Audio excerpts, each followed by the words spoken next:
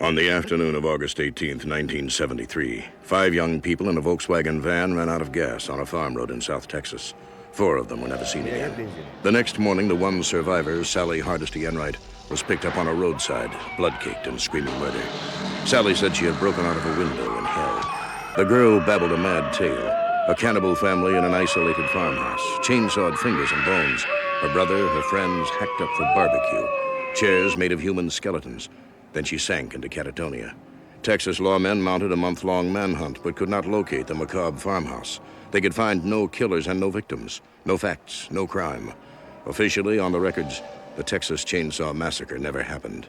But during the last 13 years, over and over again, reports of bizarre, grisly chainsaw mass murders have persisted all across the state of Texas.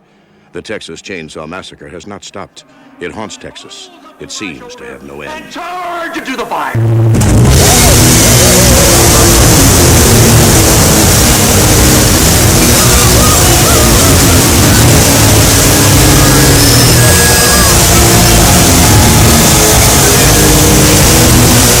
This Mercedes, I think I was talking to those kids way in half of their weight that day.